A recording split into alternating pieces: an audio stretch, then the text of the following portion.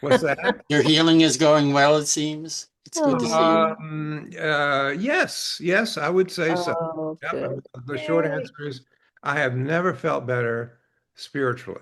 Never, Oh, never. wow. This has been such a great opportunity to remember Baba, to surrender to Baba.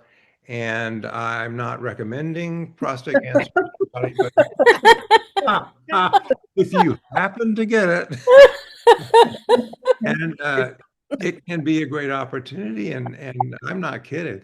Uh, who knew so that's all good. The physical thing is always hard for people who have cancer. It's just hard for people, and many of you know that from your own experience or from people you know. And this kind of cancer is not curable. So, some types they say, okay, you're goodbye. Mhm. But this one, you have to keep doing this hormone therapy, which is, has so many side effects that you some days want to go, okay, hey, excuse me, can I have the cancer back, please? Yeah.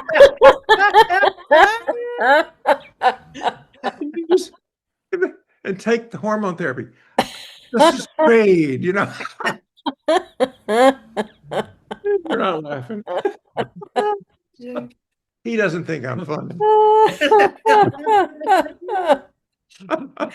I'm going to jump in and take this opportunity to say welcome, welcome everybody who's come to hear Charles. We've all been silly and wonderful in Baba's love because Charles always brings it. He was 8 years old when he met Baba. What Yes, can one? Yes. yes, yeah. Uh, You mean jumping in already? Gosh. we're here.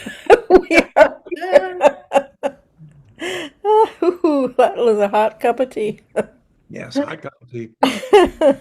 Some of you are not in cold places like we are.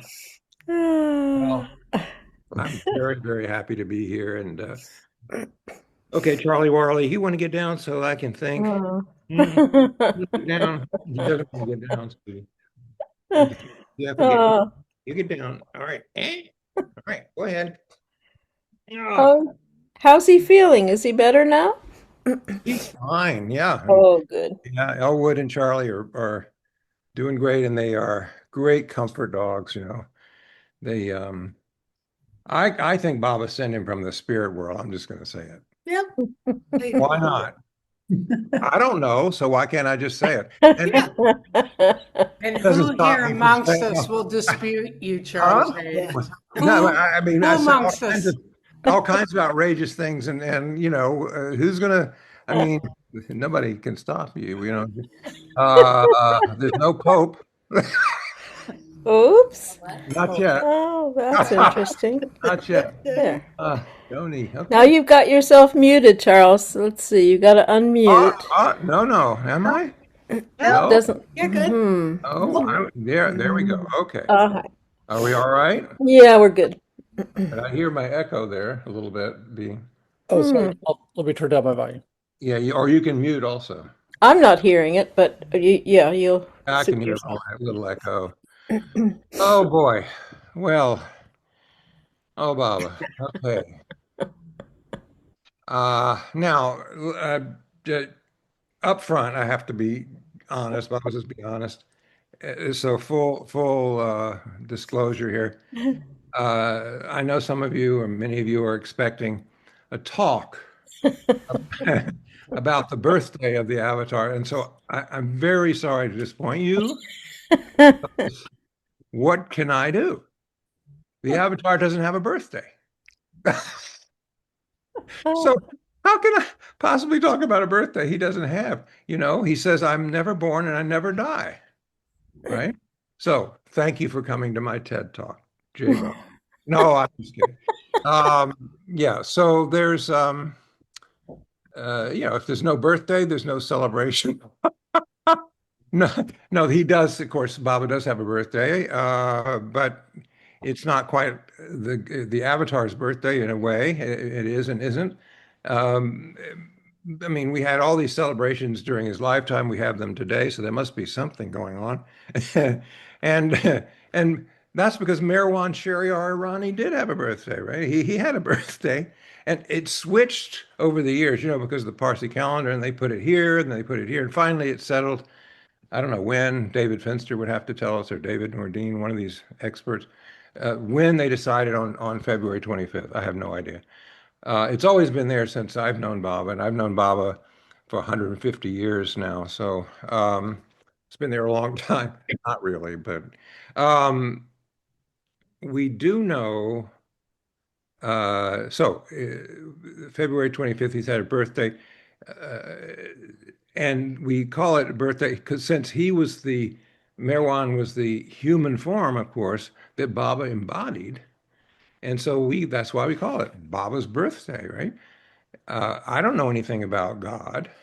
Seriously, I don't. I wouldn't start to give a talk about God's birthday. I don't even know what that means. I mean, the beginningless beginning, presumably, when he became the first soul to realize God and so forth. I mean, you could call that his real birth, but that to me is so beyond my mind that I don't know what it is. I just quote Bob on that one.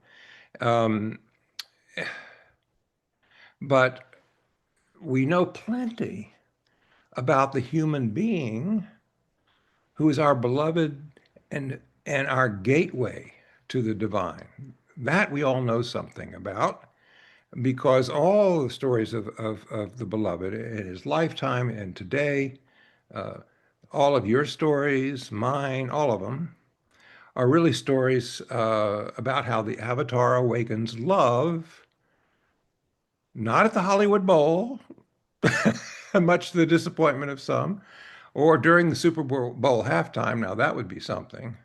I mean, Bad Bunny did come close, I have to say. I mean, if you saw it, I mean, that you can imagine that might be the moment when the whole world, no, I'm just kidding. But it was pretty spectacular.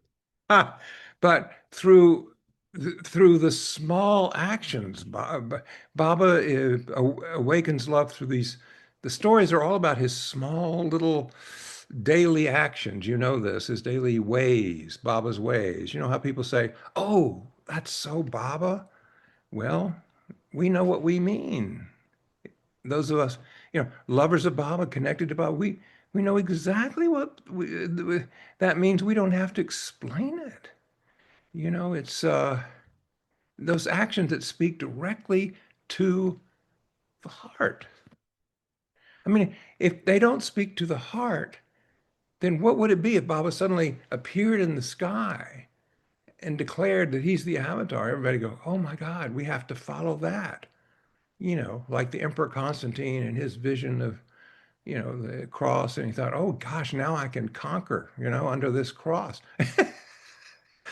It might still happen, but no, no, it's just we uh we just we know that these little things in our lives are Baba, right? They're Baba, and because he lets us know, he lets us know, and they all have the same fragrance.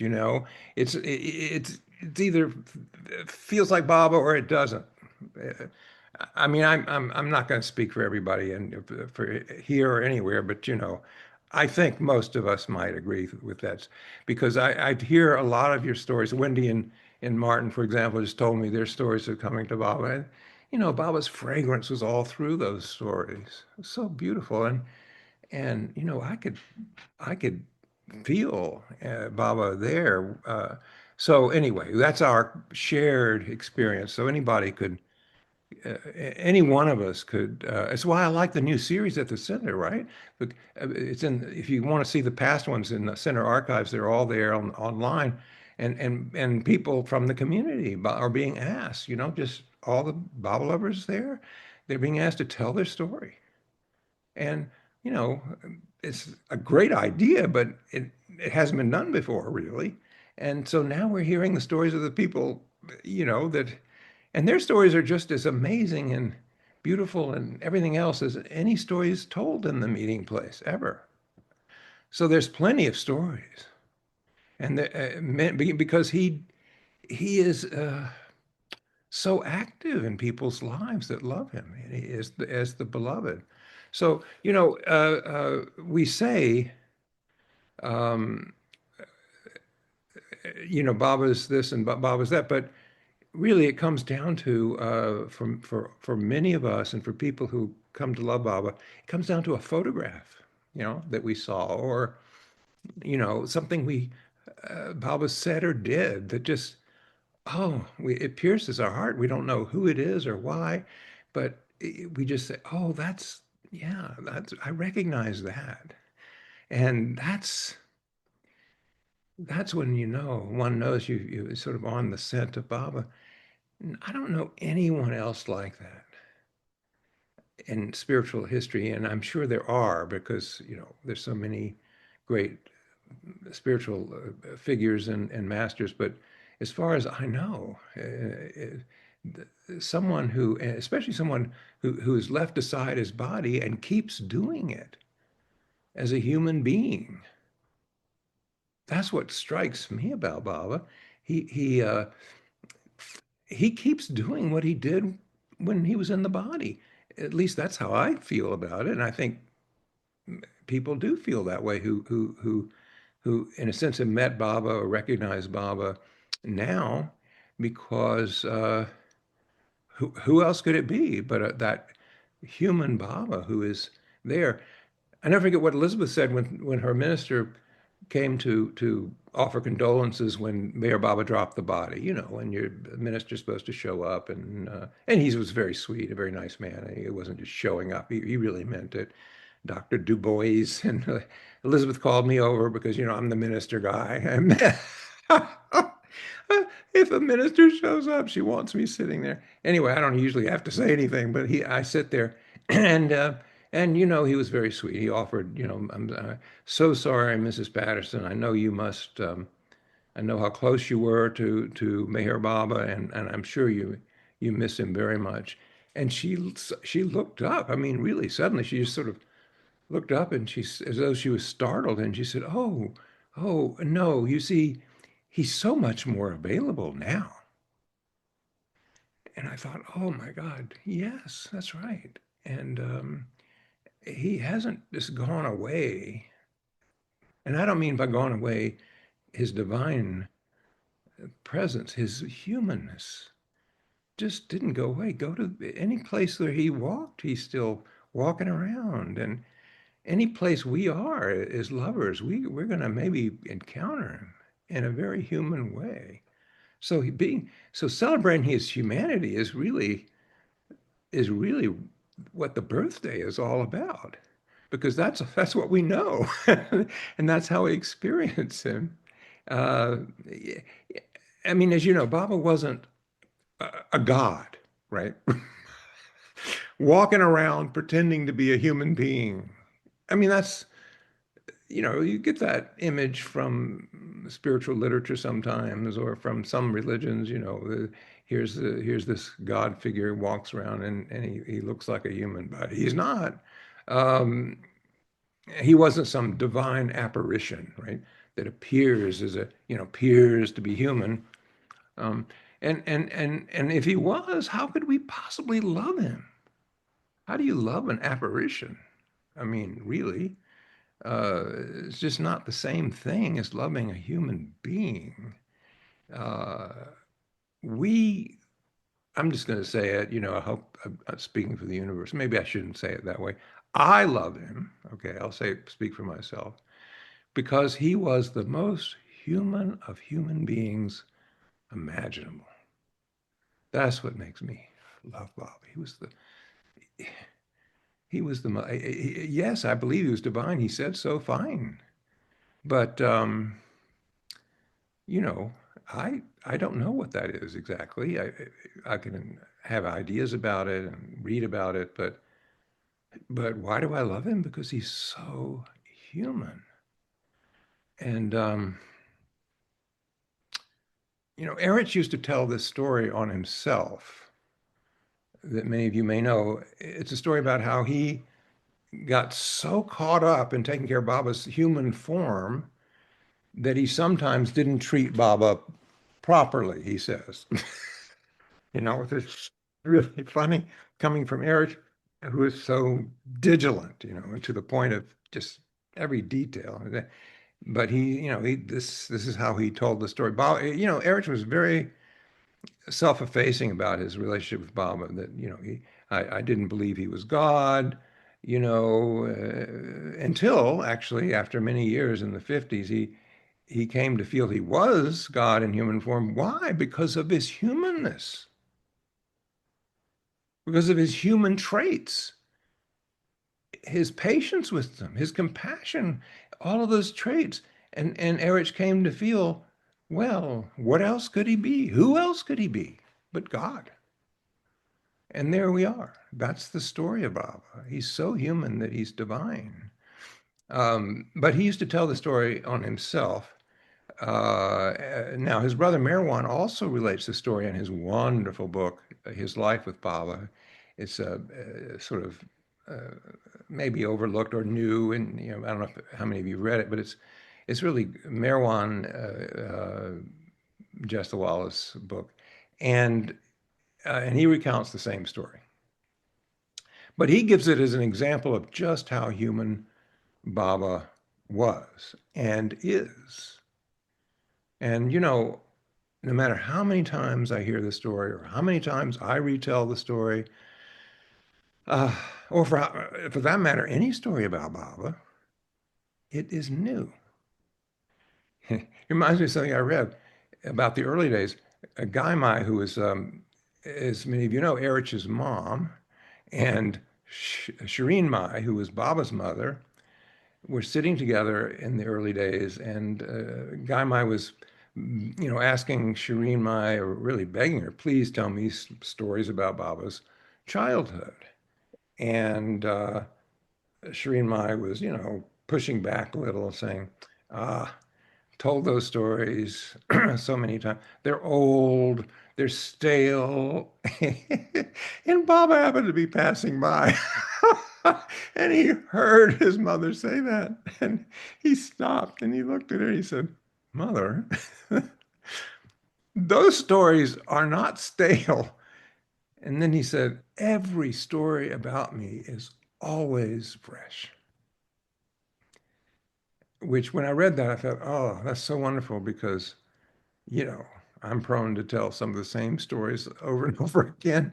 But I don't find them stale. I mean, because each time they're told, they seem new to me. Anyway, here's the story. Is at the end of one of the Musk journeys. I don't, but Erich doesn't say the year. When I heard Erich tell this, I'm going to sort of tell it how he told it, and it's pretty much the same as how Merwan tells it. And Bob and Erich returned. They went to Bindra House. Now, Bindra House is, many of you have been there or know of it. It's where Baba put the Jessawallas after they sold, Papa Jessawala sold his vast estate and all that because Baba asked Erich to come be with him. And that meant all the family was going to come and be with Baba, serve Baba, which they have all these years. And I mean, what an amazing family that is for Baba, the Jessawalas, all of them, every single one of them. And here they were after the estate, crammed into this little house in Pune, and it was pretty small, you know, like this. And that's where they lived. And but their blessing was that Baba would come to that house all the time. I'll take that over a big mansion any day. Baba would come to their house. He loved going to their home. They were such wonderful. I say this like it's an understatement. Wonderful people. The Jesualas were to a person some of the most amazing, lovely people in the world. Anyway, that's where they lived. And Baba arrived this particular day, and the first thing he did was have his bath, right? Because they had been traveling, Musk tours, and meanwhile, Baba Erich was prepared the food for him to eat. And Baba said, Erich, after he finished his bath, he said, Erich, now you go and have your bath. Erich said, no, Baba, you eat first and finish everything, and then I will have my bath. It won't take me long. And Baba said, no, no, no. And Baba insisted, no, no, no, no, no. You go take your bath, relax. clearly Baba wanted him to, have a little break because he'd been constantly tending to Baba, all these days. And so, yeah, you go, you have your bath, relax. And Erich finally agreed. He said, all right, he told Baba, I'll be back soon. You eat, but don't take anything out of my bag. Don't take anything out of my bag. I will give you your medications myself when I finish bathing. All right.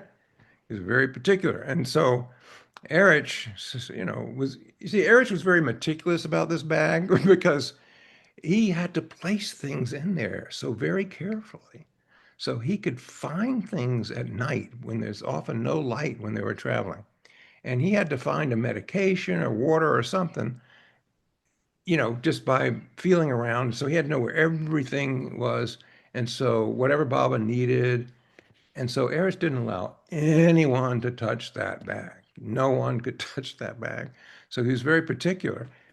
So while Erich went in to bathe, Baba ate his food quickly. I mean, Baba was a quick eater, but he told all of them around him not to eat quickly. Don't eat quickly. And he would be eating quickly. So Gaimai, Erich's mother, helped Baba wash his hands and all that after the meal. And then Baba said to her, get Hewlett's bottle, which means that's a mixture that helps Baba's digestion, you see. He said, get the Hewlett's bottle out of Erich's bag. And then Baba thought better of it and he said, no, wait. I'll get it out because if Erich knows you have searched through his bag, he'll be angry. So Baba went in there and as he was pulling the bottle out, it slipped from his hand and it crashed to the floor and broke. It went everywhere. And so Baba said to Gaimai, oh, Baba said, look what has happened. What shouldn't have happened has happened. And your son will come out and start getting angry with me. And Gaimai said, Baba, how is that possible? How dare he? No, Baba said, you don't understand. He will get very angry with me. And, and so Baba took a little swab of material and he started trying to clean it up really quickly before Erich came out. And so Gaimai took over and she was greatly annoyed with Erich. What is he doing? And Baba said, he'll get angry. He told us not to touch his things. And now see what has happened.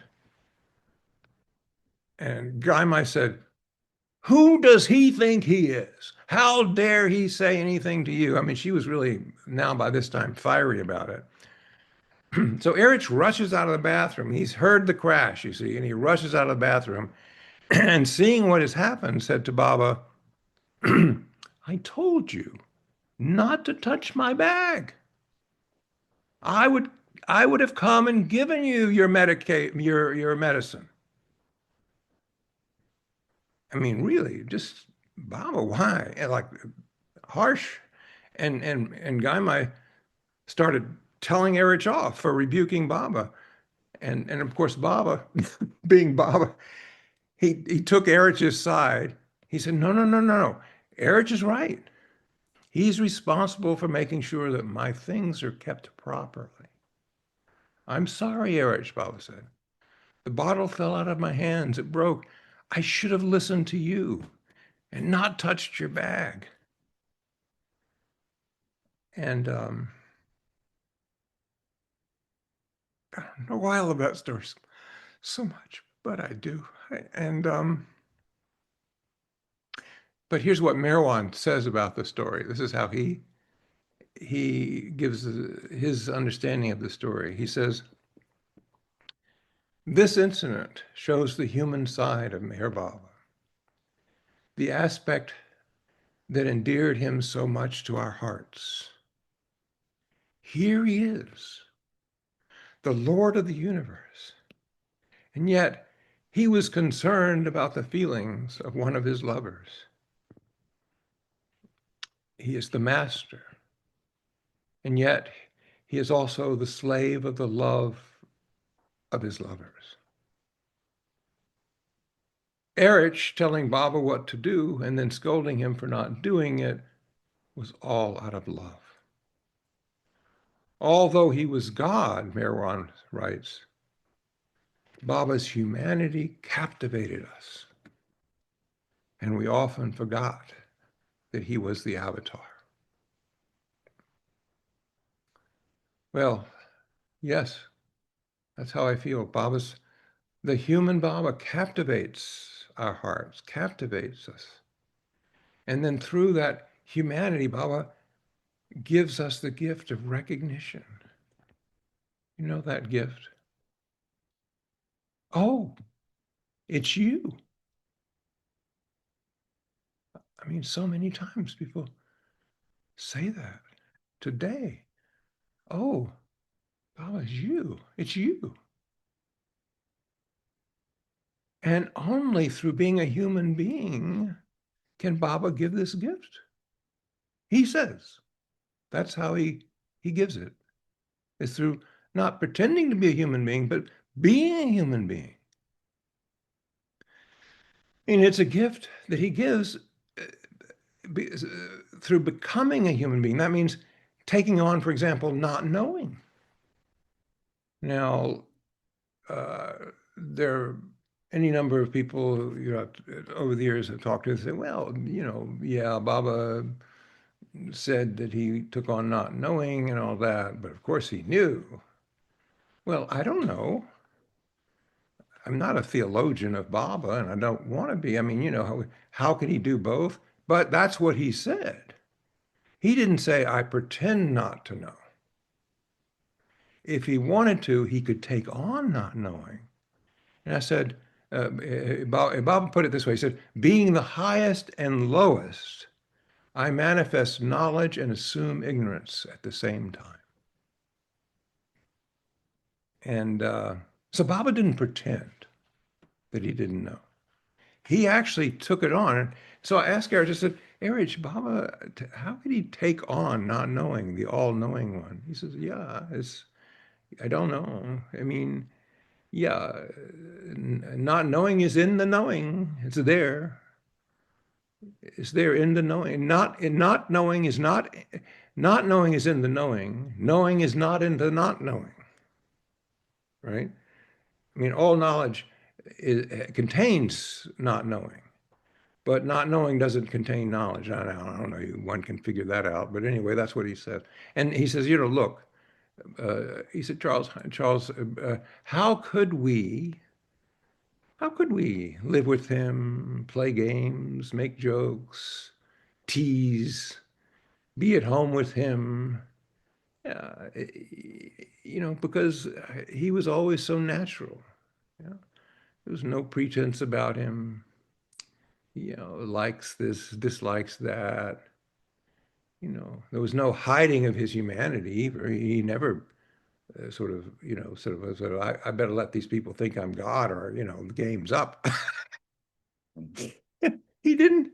Now, sometimes he hid his divinity. That's a different matter because for his work, he would go for long stretches and people say, oh, Hollywood and Baba's, London and, the Paramount Pictures. That was a really brief blip in a way in his life because it was for the work that he was doing, and I don't know, in consciousness, that's another thing to think about.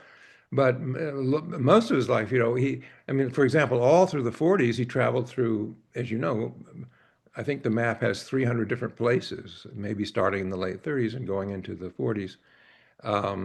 300 different places in India and what is now Pakistan, and 300 contacting musts, also reaching out to sadhus and the poor and all that. But it was all undercover. I mean, it was supposed to be undercover, and they did their best. They never mentioned his name, just like they didn't in the New Life just after this. He was hidden, but he couldn't hide from the musts or the saints. I mean, he just couldn't hide his divinity. So they knew, they saw him. He saw through it, right? But so it was not easy for Baba to hide his divinity, especially for those who were advanced. They could know, they knew. So hiding his divinity um, was not so hard for us. I mean, he could let it out. We know lots of stories where Baba just sort of, people feel his divinity just suddenly come out. But most of the time, Baba hid that, you could say, and so that he could be with us. He could be on the ground playing marbles with Marwan. He could fly kites. And in our lives, he can just be our companion. Not some remote God figure who, maybe thinks of us every time the algorithm comes around or whatever it is that people picture God does. AI, is able to answer all these people's questions at the same time. But he's not like an AI thing where, you put your question in. No, he is with us and but it's in that human capacity that we feel him with us. So yeah, and he doesn't hide that. He doesn't hide that. He didn't. If people thought, oh, God should be this way or that way, and Baba didn't meet those expectations, Baba, that's all right. I mean, Baba didn't um, pretend to be a human being, and he didn't hide the fact that he was a human being. Um, there's one little vignette that you may know that I love, where one day in Monley Hall they're playing cards, and I'm sure you probably heard this. This is really sweet. They're playing cards. Baba loved games, yeah, and he was quite good at games, and especially card games because he cheated.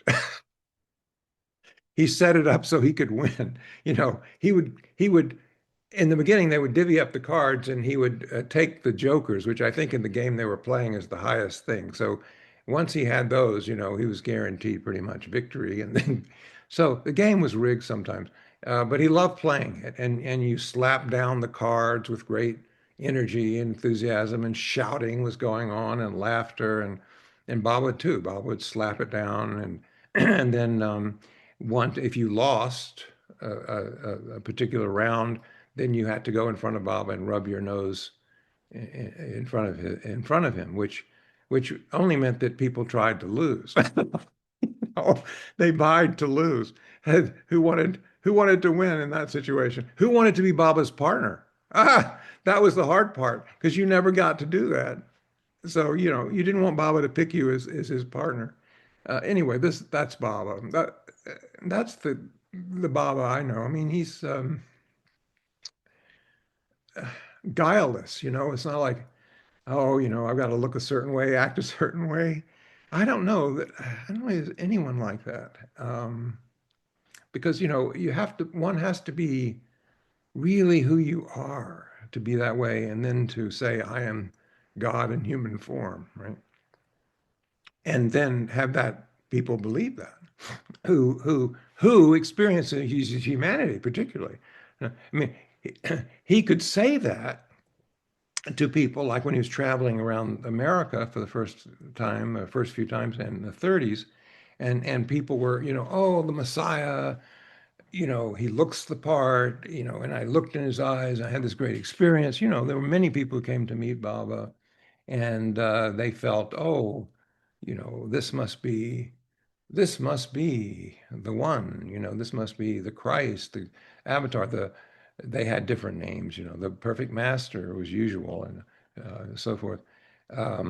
So, and so they followed him. But,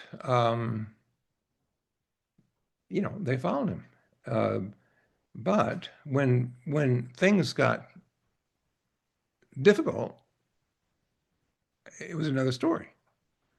And the best example of that, not the only one, of course, because the film project is another one where everything fell apart. And, things with Bob always change. They fall apart.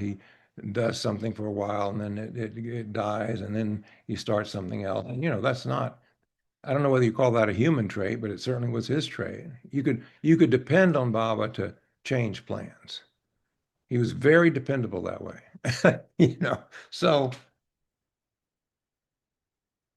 this particular thing was when Baba told them, a lot of them knew that, and you know this, of course, well, because it's a one of the most famous things about Baba's early times in America.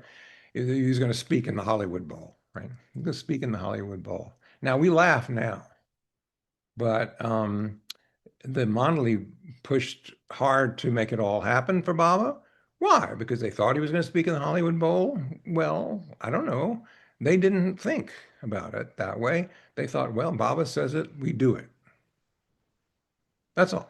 It may sound absurd to people. It may sound like it's not going to happen. And they knew Baba had a history of changing his mind, but fine. It might be he'll do it. We don't know what he's going to do. I mean, just thinking about it, what, like I said earlier, what difference would it make? If Baba suddenly did some spectacular fireworks display of his divinity in the Hollywood Bowl, and everybody's, oh, he must be God. I mean, I don't know how many of those people would actually love him, follow him, give their lives to him. Probably not many. So I'm just saying that's not quite. But people did, a lot of people who met Baba in those days didn't know those ways, right? They didn't know, but some did. Elizabeth, Norina, Nadine, they caught that right away. And Baba gave them conviction, not faith in him because he was, you know, giving wonderful messages and his beauty, all those things, the love they felt for him. No, it was that he was, they realized Baba was the one that had always been with them. Their meeting stories are very similar. They felt he was so familiar, always known him. And after that, had this conviction, which is a gift. And of course, that meant that whether he spoke in the Hollywood Bowl or not, he's Baba. He's still Baba. It doesn't matter. Now, but that was that group of people. And that group of people put their shoulder to the wheel also, right? They set everything up, and Baba actually, back in India, he would give a list to them, to Elizabeth and others, write this name down. That person must be there. Now you'd think, oh my gosh, you got to invite all your friends. Bob insisted that Elizabeth make sure her husband Kenneth was there. He said, write to him. He has to be there. And then Baba himself wrote to him and said, you have to be there, like that. It was a big deal, big deal. And as you know, they wanted to dress properly for Baba and, whatever it was going to be, they wanted to look nice and everything. So it was a big deal. And it cost money. You don't rent the Hollywood Bowl for free and you don't advertise it for free. And so all these expectations, right? And then what happens? Baba gets on a boat and goes to China. And he says, Todd, means Quentin Todd, now you have to go tell them. It's not going to happen. Oh, poor Todd. And because the reason that it was hard for Todd is because a lot of these are his contacts, his friends. He was an actor and he was known to these people. He knew Mary Pickford and all these people, and and it was a lot of things he arranged, a lot of people he arranged, Marlene Dietrich and all these things for Baba to meet. And so he had to go by and Mark Jacobs, and his wife, who had come, to follow Baba. And they were instrumental in raising the money and putting up money themselves and all this. He had to go back and tell them, sorry, this isn't happening. And guess what? A lot of them just left Baba. What? I'm sorry. We did all this. You promised, and now you're not doing it. it was one of the things Meredith Starr, Baba changing plans like this, one of the things Meredith Starr listed is, I can't take this anymore. He makes these promises and plans and then he changes them. What kind of avatar is that? Or Christ, I don't know what he called him. Perfect master is that. Herbert Davies, same way. Now, Herbert was in his circle. Baba said so. So he never left. Members of the circle don't leave. I mean, that's from Baba's perspective. They may live a different life than being consciously connected to Baba, but they have another job. And so anyway, that was a shock to these people. And so Baba was left with those people who could care less. I mean, they were embarrassed, I'm sure, a little bit. I mean, it was not easy, but they didn't mind. It was for Baba. So that's what I say. I think, Baba didn't hide these things. He didn't have to make promises, and break them. But by doing so, he kind of shook people away, twirled the umbrella is the metaphor he used, and the drops would fall off, and for whatever his work was. And so that's why we are so blessed because Baba has given us conviction. I mean, whatever happens. I mean, I never sat around thinking about when is Baba going to break his silence. I mean, I don't know who did exactly, who loves Baba, and that's all right. It's interesting, but it didn't matter to me whether he did or he didn't. Great if that's what he wants, and if he doesn't, fine. But you know, uh, a lot of people sort of put their hat on that. If he doesn't do something like that, if he doesn't do something cosmic, then he must not be who he says he is. So uh, he took on not knowing in order to be with us, to sit with us, to play with us, and he was himself all the time. He was himself. He wasn't lordly or spiritual or distant. He was just. But here's the thing: when he would ask questions of people about their lives, and so forth, um, he would um,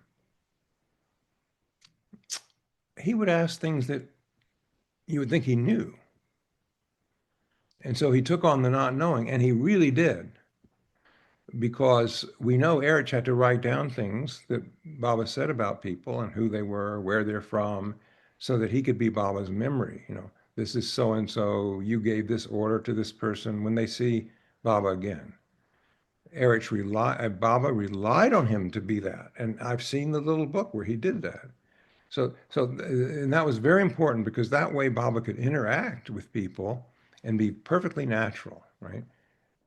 Erich told me once, Baba never read minds. Don't think that. He never read minds. But at the same time, he was all knowing. And he could draw on that when he wanted to, when it was right. So he's both at the same time, except that when he's not knowing and wants to be not knowing, he's not knowing. He really is not knowing.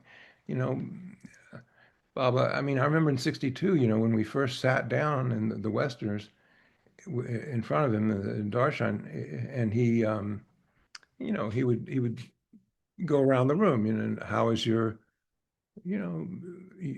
wife who couldn't come? And well, Baba, she wanted to come. So he said, send her my love, tell her I'm just as much there with her as I am with you.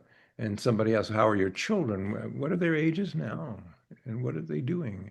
And then you'd be delighted to tell Baba all about your children. Now,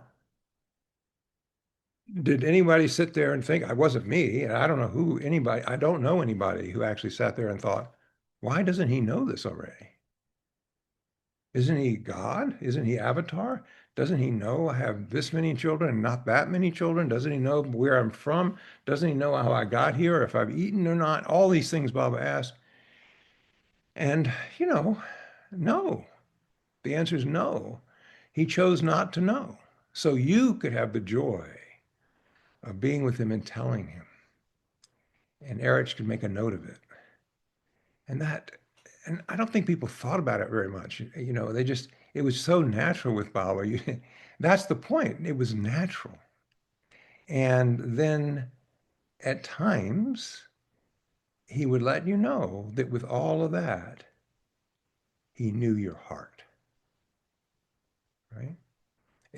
Whether or not, whatever he was doing by not knowing, he was always knowing your heart.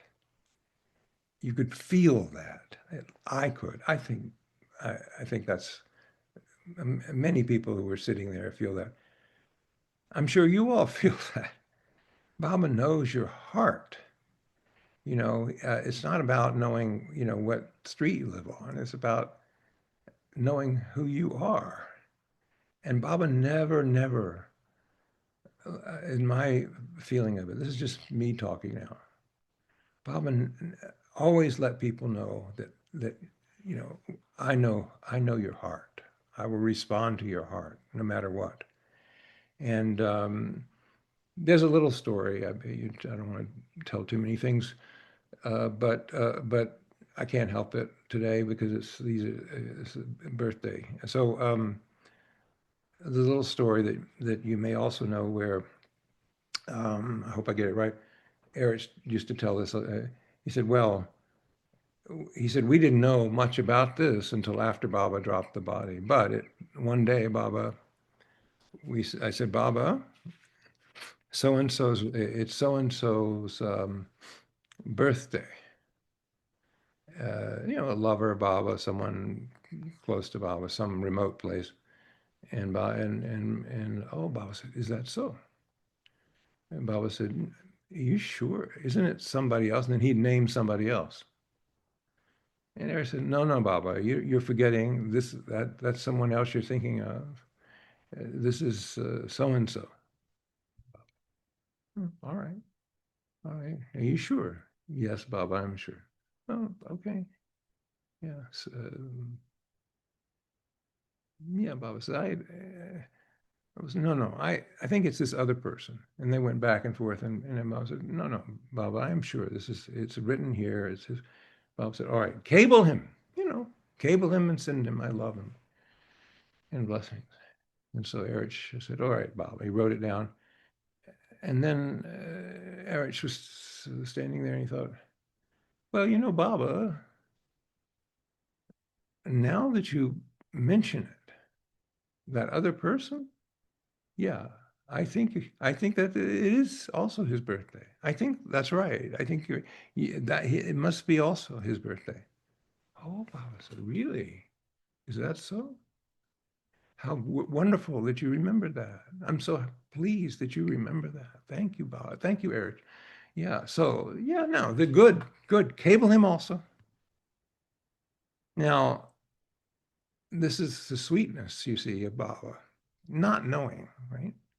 But also all knowing when he wants to be for his lovers, for the heart of his lovers. And the not knowing makes it even the sweeter.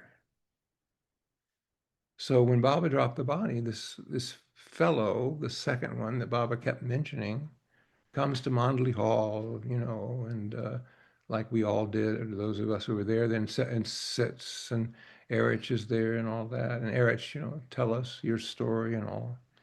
And so he said, well, my story is this, that one day, you see, he said, he said, I got into a desperate state. And he told all about the suffering he had, and he had lost this, he had lost that. And so I got into a desperate state. And one day it was my birthday. And I determined that day that I was going to end it all. It was not worth living. No one remembers my birthday. My family is gone. I don't have anyone. And so I'm just going to end it all now. Even Baba doesn't remember me anymore. He doesn't remember my birthday. And then the knock came on the door. You know, in India, it's how they do. They come and they knock, and telegram and all that. And so he goes to the door and he opens the telegram and it says, I send you my love and blessings for your birthday and always. Meher Baba. And he said, you have no idea. You have no idea what that did for me. I left all thoughts of ending my life and just wanted to dedicate all my life to him now. So he got the wrong person.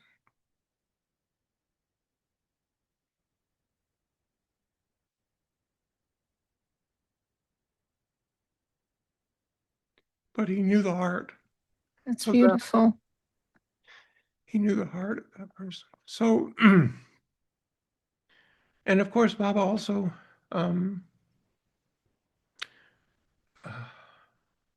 as a human being, this we could talk about forever, and I won't. But this is Baba's humor. Of course, was maybe his most human trait of all. Who, if Baba as avatar human being in the world is remembered for anything, surely it's going to be his constant sense of humor. I don't mean every once in a while. I mean, Bob was pretty much constantly, his humor was just always right there, and any opportunity to tease, to tell a story, to have someone else tell a joke or a story, a funny one, preferably. Skits, they would always women Mondley would always give skits for Bob when he returned from travel, and it was always there. And Baba he loved himself telling stories, and he was great at telling stories. He and Gustaji both in silence telling stories. It must have been a hoot. I mean, but Baba was very animated, and he would act it all the parts out, and without speaking, and he'd tell stories. So, what Baba said, of course. He said, before I met my beloved in union, I lost everything. Ego, mind, lower consciousness. But thank God I did not lose my sense of humor. That is why I appear amongst you on your level. Right? That is why I appear amongst you on your level. He kept his sense of humor.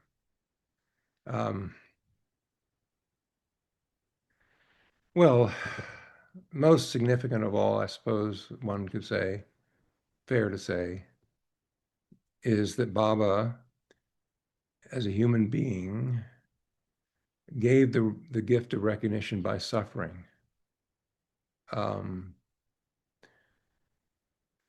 For us, in us, and with us, what kind of beloved is it who watches you suffer? And says, oh, it's too bad, it's God's will. Maybe consoles a little bit. Or, what kind of avatar is it that says, all right, now the world is going to do this and that, suffer. No. Baba was not that way at all. Baba was not that way. Baba says God is not doing that. God's will isn't that we suffer. God's will just is. It's everything that happens. And it was all present in the original whim. It all was present. So all the suffering that we talk about and all the other things we talk about were already there in the whim. So Baba doesn't will people to suffer or will people not to suffer. Not at all. Karma and sanskaras cause people to suffer because that's the law of illusion. Within the will, things are running. The film is unfolding. And so there's a way for it to unfold. We experience, and that's because our past impressions cause us to suffer. All that. But that's not God willing us to suffer. Baba says God has nothing to do with that. God's will has nothing to do with that. Now, but Baba, if people are suffering, why can't you change it? Baba says, yeah, I could change it, but why would I change the perfect plan? If I do change one little thing, it changes everything. And then Baba says, but even if I did, my grace is there, no doubt. But even if I did, that's also accounted for in the original whim and the will. So in other words, suffering is just part of the love game, if you will, or the divine lila. The suffering is necessary for love. And the solace, I suppose, is for those of us trapped in ignorance, is that when we awaken from our ignorance, we realize we didn't suffer at all. I mean, that's not something I would say to people who are suffering because it's real for people who are suffering. And, I don't think I would just glibly say, well, it's not real. I don't know. Baba can tell them that if he wants to. But as far as I know, Baba didn't tell them that and say, oh, your suffering's nothing. And no, he would be compassionate. He would help them. He would comfort them like that because he knows human beings suffer. He suffered. And as a human being, and it was real. It was real blood, it was real pain, real hip injury, uh, real mental suffering also Baba had. Baba was a human being.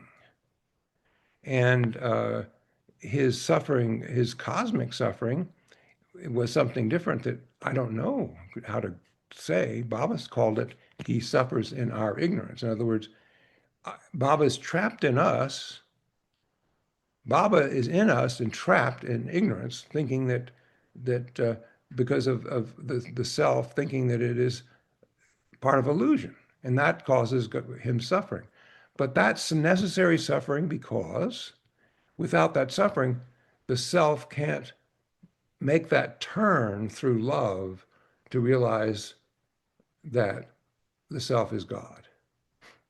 That so it has to be a painful, we call painful, but then when the self wakes up, the self realizes all of it was just a dream. All of it was necessary to experience the infinite bliss and union with God. All those things that I don't grasp. I mean, I can only say what he says.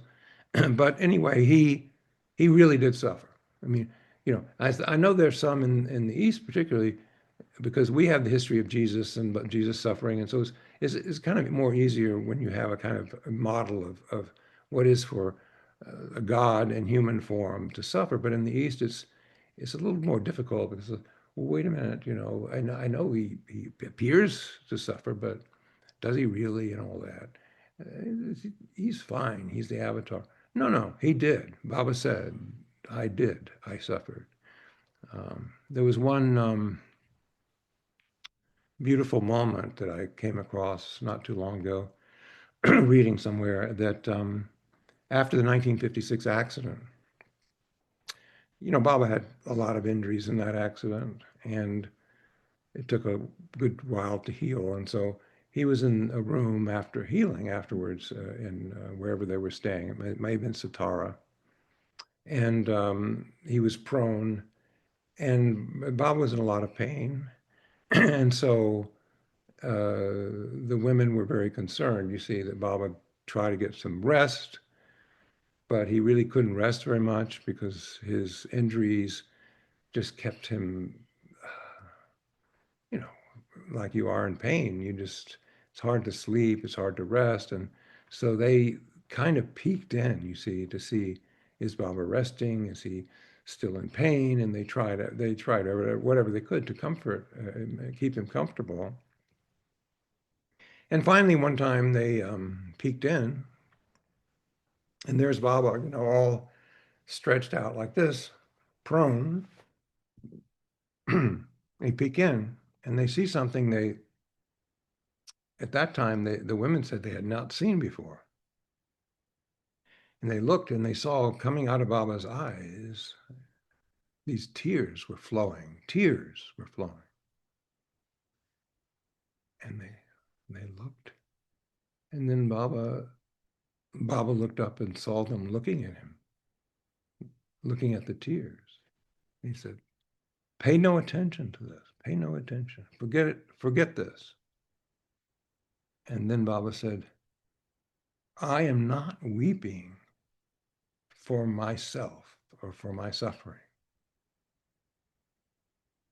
I am weeping for the suffering of the world. So Baba wept. Baba wept. He suffered with us.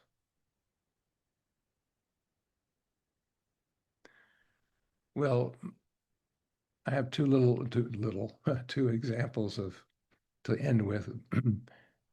Pendu and myself. Bring myself into it. But I was a child, so I get a pass. It's not like bringing myself into it, I think. It's more like bringing a child into it because a child's experience with Baba is pretty much one on, it doesn't have anything between it, I think. Yeah, at least that's my excuse. So, but I wanted to give a two, and the first is Pendu. And I was perhaps closest to Pendu of any of the Mandali, just on a friendship, personal basis, and quite unlikely because I'm not quite. I mean, he never read books, and he didn't. He was Mr. Tough Guy who did anything Baba wanted, but he was not interested in spiritual things or meditation. That's how he got his name, actually, as you know. You know, he was Aspindiar, and but in the ashram, in the early days when they were told to meditate, and he just couldn't keep awake. So what he would do, he was go back and forth like this, not to displease Baba by going to sleep. He'd go back and forth, and so Baba nicknamed him Pendulum, or or or Pendu. So Pendu, uh, as many of you know, was Baba's cousin, his younger cousin, and he grew up with Merwan. I mean, so he knew Merwan from the very start. And this was, of course, some years before Baba knew he was the avatar. And and how Pendu took, I sat with Pendu and we talked for a long time. Now, that was a challenge for many people who go to any of those things because Pendu had a speech impediment from the accident that he was in with Baba. And so it hurt, his tongue was very badly damaged. So it was hard to understand him. But for whatever reason, I could understand him. And I would sometimes interpret him to other people sitting around. That's how good I was at understanding Pendu. Anyway, I understood him, and so Pendu would take such delight in talking about Merwan, who he idolized and adored. Oh, he said, yeah, he best cricket player ever. Yeah, such a great, cricket was a big deal. Still is. You know, Pendu would sit there listening to cricket games on the radio. Yeah, he's such a great batsman. I don't know what it was, batsman, whatever. I didn't understand the positions, but he was the best. He was the best. Yeah, like that. And then he would say, and then, you know, he would sing. He would sing. And he said he would sing very, very early morning when people were still sleeping. And he said no one ever complained because they loved to hear it. It was so beautiful. Oh, he said, Pendu, oh, oh, it was so beautiful. Pendu was just like getting ecstatic about it. And he said, yeah, if you could only have heard. Yeah, yeah. And Pendu would say, and he was so loving. Yeah, so everybody loved him. He was so loving and all that. You have no idea. Clearly, Pendu loved his cousin. I mean, really loved his cousin so much, and was smitten with him. Just everything about him he loved. And then time came for Pendu to become initiated as a Zoroastrian, right? Which meant he had to learn his prayers. And somehow Pendu asked if Merwan could teach him his prayers. And Merwan agreed. So Merwan tutored him in these prayers that you had to recite in order to, be initiated and all that. So he spent a lot of time with Merwan learning the prayers, which he was so happy, just to be with him, he was so happy. And he said, well, I said, what was it like? He said, well, he said, yeah. He said, the prayers, yeah. He said, to Zoroaster, he said, and then he said, the thought came to me that, isn't it too bad that we missed him, Zoroaster, that he is not with us. And, when he was learning these prayers. And then one day he thought, oh, but wouldn't it be wonderful if Merwan were Zoroaster? If Merwan were Zoroaster. And of course, he was. And he didn't know it yet, but he was. Pendu did know this as his cousin, as his younger cousin, and as someone who loved him so much. He knew this. He could not stand to be apart from him.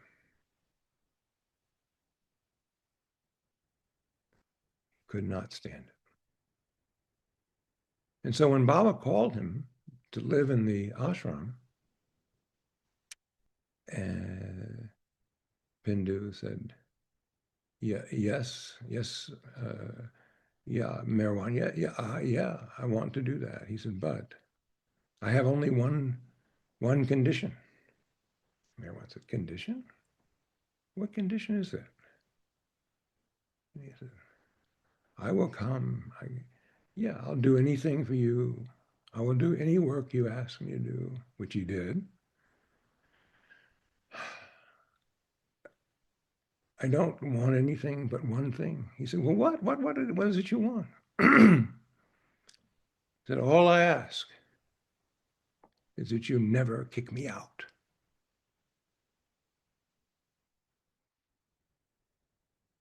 And Merwan said, all right, done.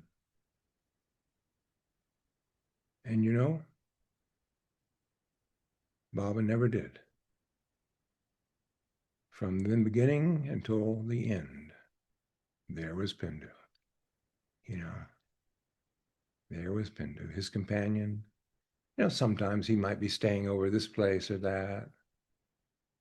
But he was, by the time Baba dropped the body, he was the only one who had been there from the beginning to the end. Baba never kicked him out. His love affair with Baba so touched my heart because one reason is because I identified so much with him. Now I know that sounds odd because I was nothing like Pendu. I am nothing like Pendu, but I loved what he would. I made him tell the stories over and over again, as though he had never told them. And he knew he had told them, but he never tired. He never said, no. I have told you. Because although my circumstances were very different, those stories reminded me of my own experience of Baba. I mean, when I met Baba as a child, all I knew was that I was meeting, may have been told something else, but all that really stayed with me, that I was meeting this human being, a person, a wonderful person, that, all that. But I really didn't have any idea of who this was or, who people said he was. I didn't really know those things. Mother wasn't going to talk much about it because she wasn't sure about, children was this something that she wanted them to be exposed to? She was ambiguous. And if you had met me, and now I've never said this before, I don't know why, when telling the story, but it came to me this week working on this talk that it just came to me, to to say this side of it too, because this is maybe the most important side of it. So if you had met me the day I met Baba, what would you see? Well, you would see an obedient, very polite, shy, eager to please child, trying very hard to be what my mother called me. You know what she called me? Her angel from heaven. Well, try being an angel. It isn't easy to be an angel, but I spent my childhood trying my best. And actually a lot of my life, that outer person, Charles, still was under that spell, and I tried and tried and tried. So that's if you'd met me then, that's what you would have seen, and you go, "Oh, what a well-behaved little boy. What a, you know." Years later, Margaret would tell me after I'd come out as gay and was with somebody, she told me, "Well, I'm so glad for you because now you're not such a goody goody. You were too much of a goody goody." And I knew exactly what she meant. It was not healthy. But for many years, wasn't able to deal with it. What did I do then? Well, if you met me that day, you would have no idea that actually, because I hid it so well, that I lived in a secret inner world. I mean, most of the time, that's where I lived. And I would tell mother, I'm going to play with my little soldiers and so forth, and I would just go off and be alone. I lived in the secret inner world. Sometimes I would go to when it was available, I'd go to the housekeeper's room because she wouldn't come every day, and it was a little room off the kitchen with a bathroom, and I knew no one would go there or look for me there because she was black. It was kind of like off limits. Nobody went in there, and certainly nobody used that bathroom that ever. Except me. I mean, I would use the bathroom. I thought it was ridiculous, even as a child. What in the hell is this? Anyway, it was free room. I went in there, and uh, and I could be in my secret world. And what was in my secret world? Well, there were really two things there. One was God.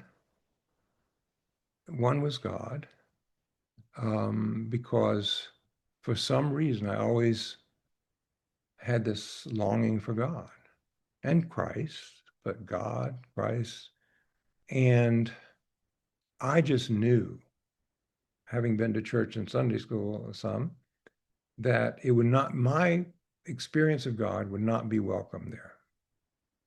I can't tell you how I knew that or why. Well, maybe I can, because if Sunday school was about learning, which side of your plate the napkin goes and where the fork and knife and spoon go and stuff like that, you're not going to exactly think they're going to be interested in what you're interested in or experiencing, not interested. I was not, it was my experience and I dare not talk about it.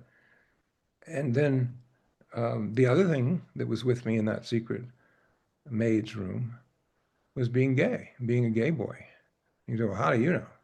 You're like 5, 6 years, 7. We left when I was 7. So it was between, I don't know, the ages, I guess, 5, 6, 7, somewhere in there that I was doing this. But, what can I say? That's what I was doing. And I knew. People say, oh, you don't know that young. Oh, yes, you do. A lot of kids do. And they don't have names for it. They don't really understand too much about it. So they just know they're attracted, in a different way to men than they are to girls, or boys to girls. And it's very palpable, very real. And the other thing one knew about it is it was completely forbidden. It was the worst thing you could be. It was the worst thing you could be. And it was unspeakable.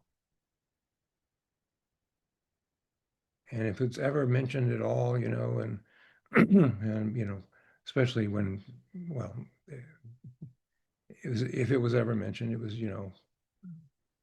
ugly things and sick, including in the church, which is why God and being gay were connected with me, because my God wasn't that way. I don't care what they said. I didn't feel he was that way. And so I knew there was something about my God that was not acceptable. I didn't know why, but I said, I have it. It's real to me. It's more real to me to be in that little maid's room than to be out in the living room with all these people when they had parties. My parents had a lot of parties and stuff. Because when I was out there, that was the most unreal world for me that there was. It was just completely unreal, as though it didn't exist. I mean, it's like, what is this? Are people playing a role? Are they playing parts and I'm not in on it? Is there some play going on here? I mean, I thought that. I looked at them and I thought, and just feels so unreal. And I had to live in it. And I had to be the good little boy to live in it. You couldn't be, any of the things that were meaningful to me at that point. And, it took me so many years to integrate these two worlds, because that was the journey. And it was a blessing in the sense that, you know, it created me as an outsider from the beginning, which, is painful. And boy, it was hard. It was so hard uh, to be an outcast in the world and have to hide it. But as painful it was also a blessing. Who wants to be part of the world? I'm sorry, but the things people would talk about and stuff, I never could get it. I just never wanted to be. I never wanted to be in a fraternity. Well, I sort of did for a few minutes when I went to college, and I trying to fit in. I always was trying to fit in. Instead, I would join a group and they'd elect me president. I was never part of the group. I was like, okay, you can be chairman or whatever. I guess they saw me as being able to do that, but they didn't. I wasn't part of the group. I never could be. And so, I was an outsider, and I had to keep the most important things about me inside, and it was hell. It was hell. It was torture, but it was also a blessing, because through that I came to him, and not just in 1958, but just over the years came to him. And because you don't just recognize Bob and then, okay, fine, it's all over. It's just the beginning of Baba awakening you to himself in you. It's a journey that, whatever the timing of it is his. It could take many years, or be overnight. Listen, if it took many years, it's still nothing. And I look back and I say, well, how fortunate I was. But at the time, I didn't feel so fortunate. I felt lonely, unhappy, really, really deeply unhappy. And with Baba even, I mean, Baba World, I should say. Elizabeth and Kitty were so wonderful and all that, but I didn't think they would really see me the same way if they knew about being gay. I just didn't know. Or Mondley people, they treated me, so beautifully, maybe partly because of me, and all that. And they saw Baba.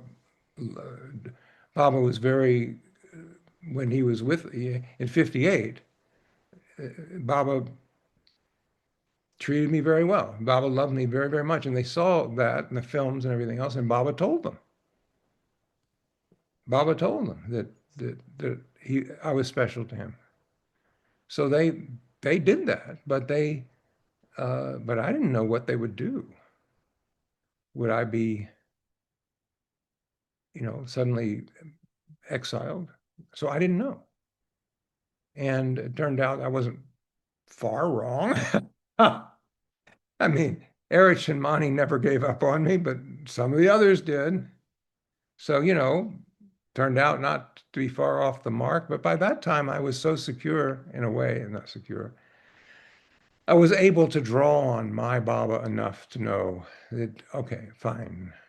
If I'm the only one, and the only reason I was able to do that is because Baba gave me one thing that I asked for. I don't ask Baba for anything now, and I haven't.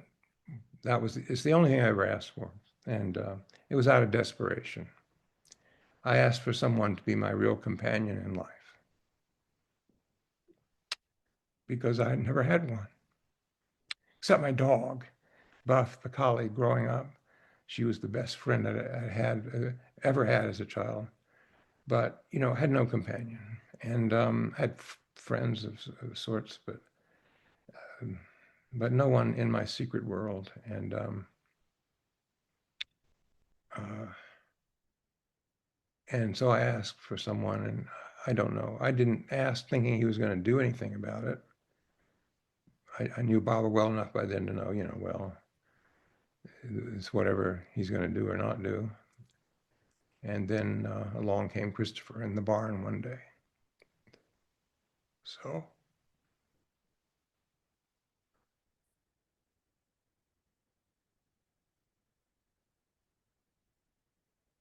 he gave me that. It was worth all the suffering. I tell you what, it was worth all the suffering. I would do it all over again. I say I've been with him 37 years, but I was almost 40 at the time. And that's a long time to be living in kind of a hell state, in the world. Inwardly, I had real moments of joy, but, outwardly it was hard. And all of that goes back to that day I met Baba. Because you see, well, how did you know Baba would accept you? But that's why, by the way, I wrote a prayer that I only write poems for Christopher, and nobody else would read them or probably want to. But I wrote one called Answered Prayer. And he insisted on having it at our wedding because it was all about him as my answered prayer. One prayer. Anyway, how did I know? Because that very, very first day, when I was called in there to the lagoon cabin after waiting outside, my usual kind of, I guess I was all dressed up in my white shirt and everything, this is how I was. My combed hair, it was very particular, to do it the right way. And but anyway, I rushed in, and I saw him sitting there, and I rushed across the room, and I went into his embrace, and I can only say, it sounds almost unreal, but I felt so safe, so loved immediately. Immediately. And I've embraced people before, but I've never felt that way. Never felt anything like it. In his arms, I just felt I didn't have words for it. And then Baba had me stand right beside him and my eyes were on the level of his eyes. And he looked at me, and I felt, I didn't think it, but I felt, and later I realized this is what I felt. Baba, he's from my secret world. He belongs in my secret world.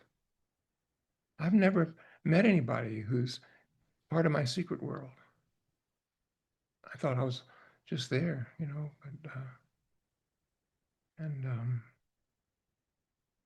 he looked at me and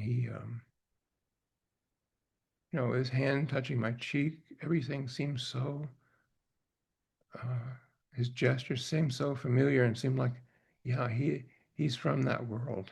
And it made me feel, yes, he knows me completely. And he just loves me as I am. He loves me as I am. Yeah, he doesn't love the good little boy. He loves me as I am. I don't know how, I'm not child's not wise enough to know this is happening and what words to give it. But I can tell you that from that moment on, I felt loved for myself. And that really changed everything, because no matter how hard things got later, I could always go back and know that I'm loved for myself. He gave me that. And then he asked the question that would define my whole life. He said,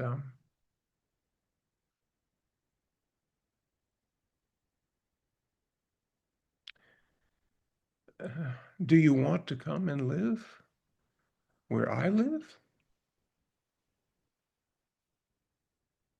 And so without thinking about it, I said, oh yes, Baba.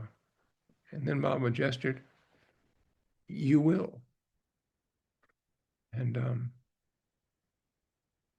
and that's the promise that has sustained me through everything in my life. The lows and the highs, the things that I did that I need to be forgiven for, the things that hurt me, the things that I hurt others, all those things that we go through as human beings. It sustained me to know that, because where does he live after all? Not India. I mean, that was one thought I had as a child. Maybe he means India, but I soon realized Baba. When I was walking around the center after he left physically in 58 and writing bad poetry in my head to Baba, Baba lives in me, my inner world.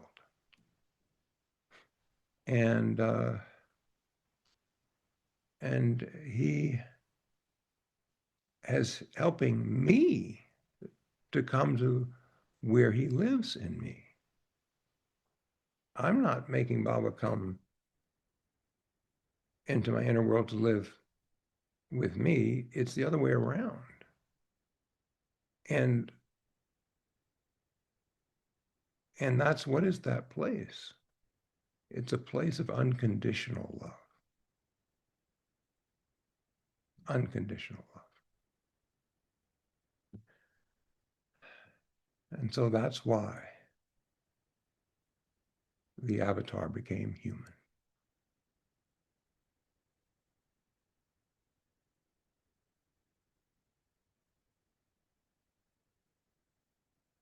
Jai Baba.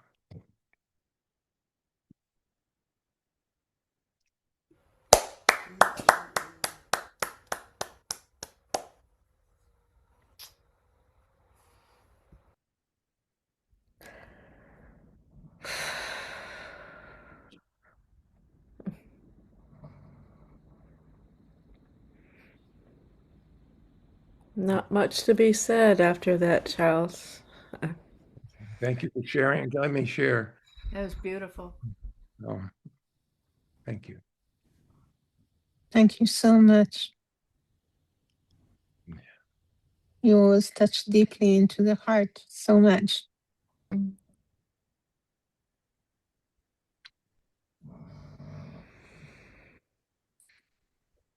Well, I feel very blessed. Baba gives me the opportunity to share. And sometimes he has things he wants me to share that I don't know are there. I'm very grateful that you're there to to bring them out. And the reason you do is because you collective, each of you, you are living in this world of his, and you understand what I'm saying, and it's a great gift to be able to share with you. Thank you. Mhm.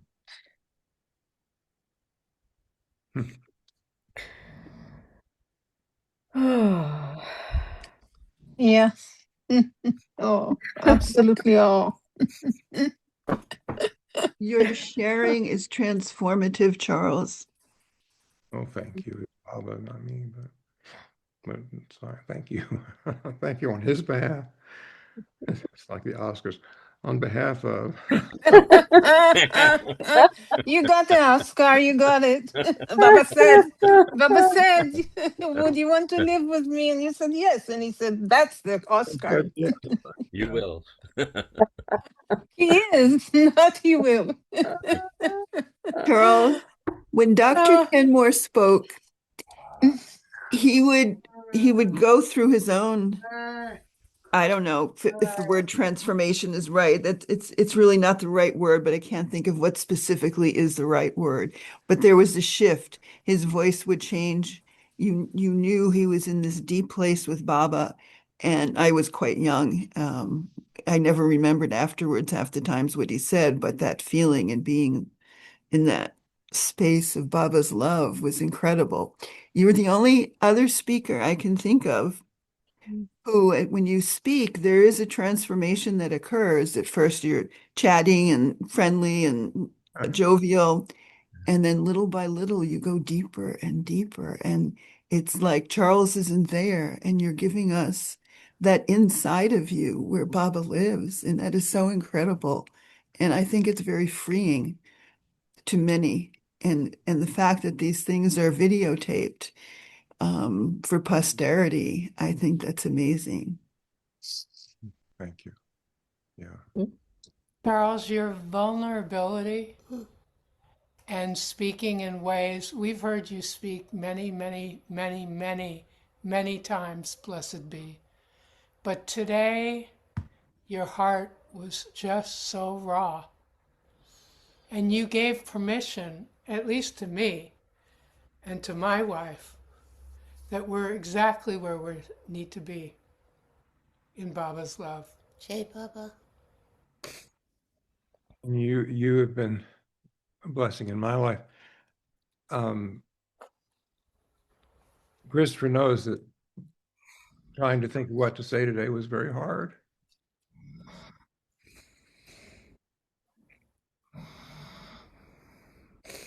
Yeah, it is a journey. I felt Baba really was saying, if you're really giving it to me, what you say, then here's what I want. That's how I feel. So, thank you. But You know, Charles, many of us went through what you went through back in the early 90s. In fact, I was talking to your mother the day you decided to resign. And I'd been going through 7 years of being slandered by my family because of something else. So I kind of understood what was going on within. And so many of the Baba lovers I know, that we all kind of do live in two different worlds. And Yeah. so that your experience, you know, there's different reasons for it, but your experience, we share that too. In a way, I think many of us can identify with what you're going through. So and people don't bring it up very much. I mean, the depths that you go to, it touches the heart, and it makes for me personally, it just makes my own experience of what I go through even now also more meaningful, even though it's different. So thank you. I mean, it's just, I don't know, just the way you're so real. Surreal. No, real, so real, not surreal. Both. I think Yeah. just I want to say think that. that we feel that side of us, that other side, is our dark side. And Baba's allowed us to bring that darkness into the light and to be okay with it. And that's one of his big gifts to all of us. It's not a dark side. There is no darkness. You know, we're in the light because we're with him. Jay Baba. It's not a dark side to love someone else. It's not a dark side. Never was a dark side. Just to love someone, truly love someone, that's not dark. That's beautiful. But we feel as though it's our dark side. Yeah, because you've been made to feel that way. Yeah, society has made you feel that way. But the love that Baba gives to us allows us to know we're okay. Yeah, Just you the are. way we are. We're angels. Oh, Papa. Living angels. Oh, Papa. Oh, thank you, Baba. Thank you, Charles. Great blessing to be here with you. So Mm. thank you. And Recently with you, Charles, back at Marana, recent times with you, I felt Charles just getting looser and looser and looser. It's all coming out. All coming out. it's beautiful to see Christopher now, because before he had only the picture. Hi, Christopher. Hi, Good everybody. thing. Yeah, I love Yeah. seeing all of you. Will we be seeing any of you at the Southeast Gathering in April? There's Anthony, one. Oh, good, good. Yeah. There's Tony. Yeah. Tony, you'll be there? Ah. Oh, great. Good. Signed up for tent camping, so it should be fun. That'll be an adventure. Okay. Well, Charles, this has been wonderful. Yeah. Any last comments? I think that we need to give you a break. Hey, Baba. thank you for being here, and happy birthday to the beloved who, as Elizabeth would say, when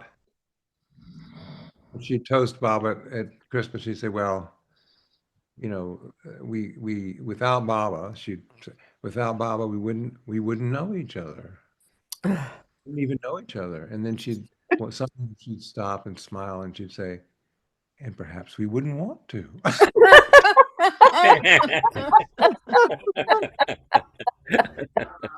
It's vintage Elizabeth's humor. Yeah. But I actually want to know all of you, and I'm so grateful to all of you. Oh, there's Mark. Okay. Well, wait. Charles, since you mentioned the poem that you wrote and that was read at our wedding, Answered Prayer. So I'm going to read it.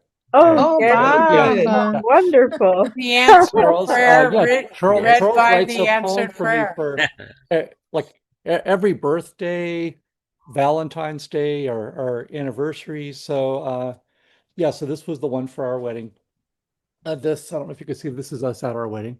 Oh gosh. Nice. Let me spotlight you, please. Okay. Hold on. Let's see. Here we go. Oh, wow. Look at those two handsome fellas. December 6, 2014. Oh, my son's birthday. Answered prayer. Only one prayer asked and answered for this lifetime and beyond. Joined by grace, who knows what joy awaits our surrendered hearts. Now nothing more, except perhaps never satisfied, whatever it takes to slow it all down.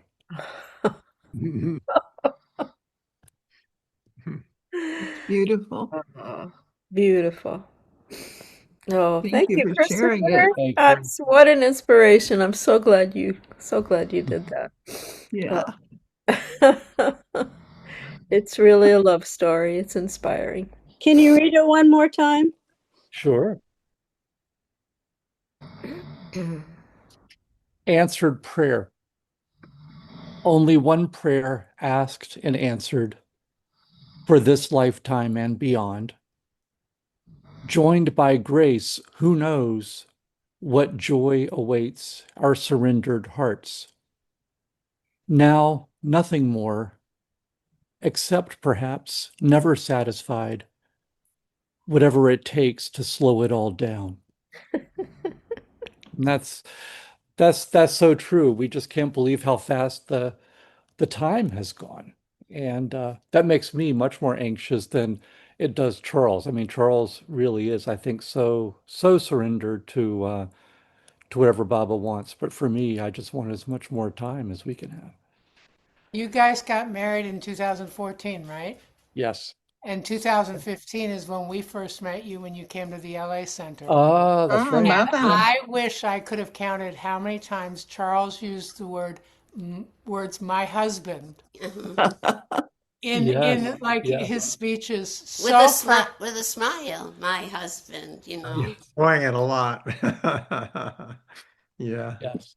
And you married on December 6th. Not only was that my son's birthday, but that was the anniversary of Elizabeth passing away. Yes, that's why we chose it. I Yeah, wondered. that's exactly right. Christopher, the love and the joy that just shines out of your eyes. It's such a pleasure to see. Oh, I am so fortunate, and I always think about what Charles said Elizabeth would always say, which is when Baba gives, he gives with both hands. Uh, Ah. Lonnie used to say it too. Mm, mm. There's such a beautiful Baba presence. It's hard to let this moment pass. Don't want to close my computer. And Charles, for your process that you're going through, the health process, so much love, continuous love. You are looking good. You are looking good. But I mean that. I mean that. Your face Yeah. is looking good, Yeah. really good. I mean, So love for this process, and Thank, thank you. thank Thank you. you for all. I'm so grateful to Bob. Yeah. Yeah. And I'm grateful to all of you. I really am. Yeah. nobody wants to get off. Much love. Anybody who's you. affected Bob. by the nor'easter here in America, Oh, stay safe, stay everybody. safe, stay warm. Mm. Jai Baba. Jai Welcome to Baba. Canada. Baba. Jai Baba. Avatar, Meher Baba. Baba ki jai. Jai. Avatar Avatar, Meher Meher Baba Baba. ki jai. Jai. Avatar Avatar, Meher Meher Baba ki Baba. jai. Jai. Aw, love to. Mm. Thank you. Thank you, Charles. It was beautiful. Christopher. Beautiful. Beautiful. Yeah. All right, here we go. Jai Hey, Papa. Baba. Jai Baba.